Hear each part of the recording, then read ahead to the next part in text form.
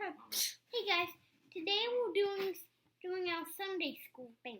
That's right. Today we are going to be having a Sunday school kids church lesson right here at home to share with all of you out there.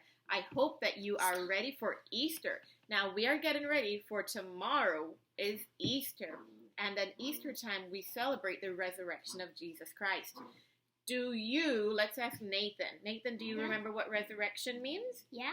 What? It means basically coming back from the dead, basically. Yeah, it really does mean coming back from the dead. Yesterday was Good Friday, and tomorrow is going to be Easter.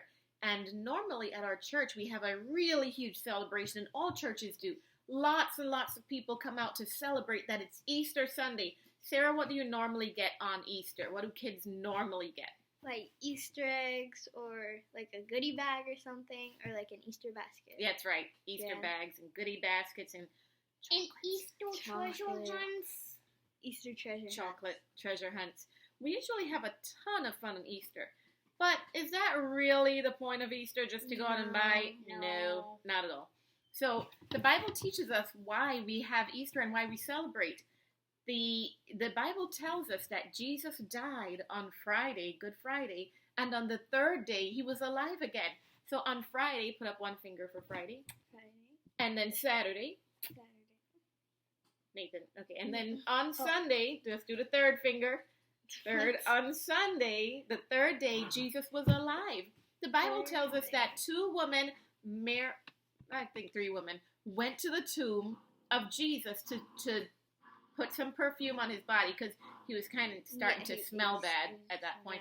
And they went to put some perfume, and when they got to the tomb and saw the grave, the Bible tells us that it was empty. It was empty. There was no one there. And they were happy, scared, shocked. Definitely shocked. Very shocked because they expected a tomb with a body and they got nothing. In fact, one of the women stayed in and cried. And then she saw a gardener, at least she thought it was. Yeah. And after he talked to her, she realized it was Jesus. And she tried to hug Jesus like this. Oh, Jesus. And he said, do you want me to hug you? Yeah. You want me to hug you? No. Oh, that's what Jesus said. He said, don't hug me. I have not gone up to heaven yet. And he said, go and tell everybody that I'm alive. And that's just what she did. She went and told everybody that Jesus is alive. And everybody believed her. Right? No. No, not at all. No. They really didn't. Not at all. People did not believe her at all until one of my favorite parts of the story of resurrection is when Jesus' friends were in a room having a party. Dinner, not a very fun party because they were kind of scared. They were all at a meeting, and they were all afraid and hiding. And while they were there, the doors were locked because they were afraid of the soldiers. The windows were shut. And what happened, Sarah? Do you know it? Yes. Tell me. Jesus was in the room. How? He got in. How?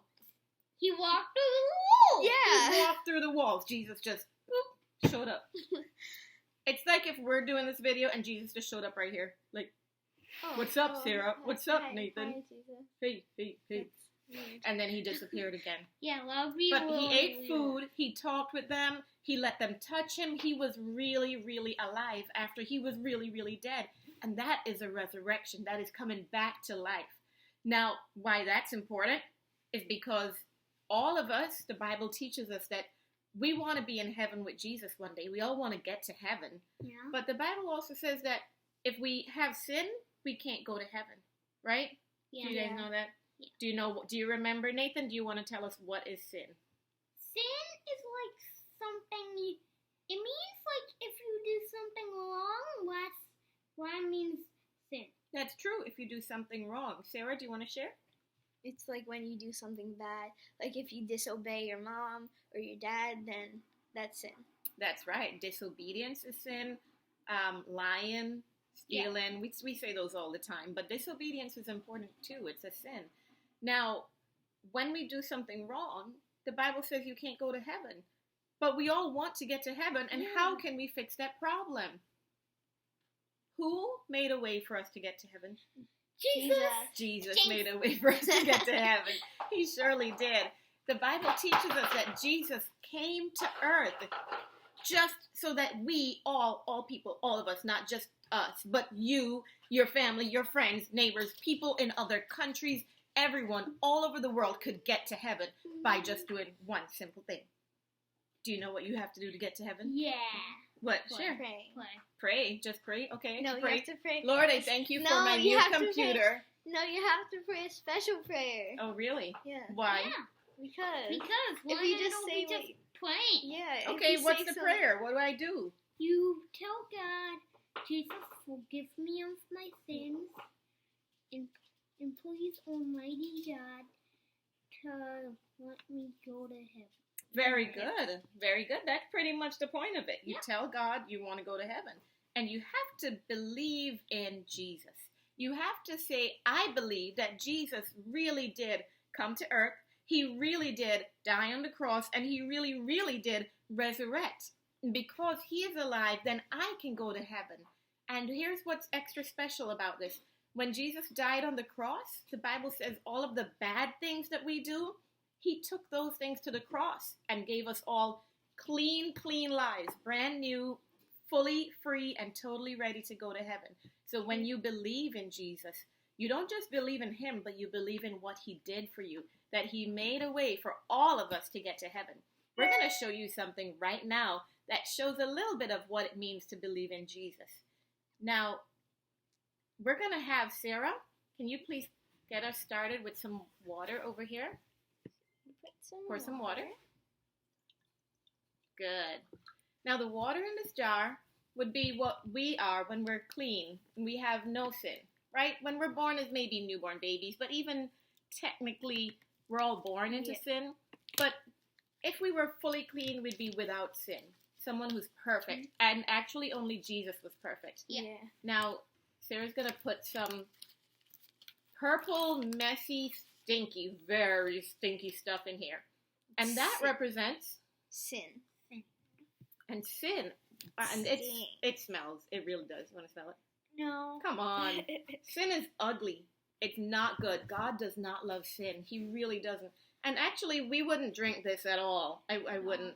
I wouldn't want this in me. And so we need to get clean. We need to get rid of this sin so we can all get to heaven. So I'm going to have Nathan help with the next job. Okay. I'm going to pour some in here.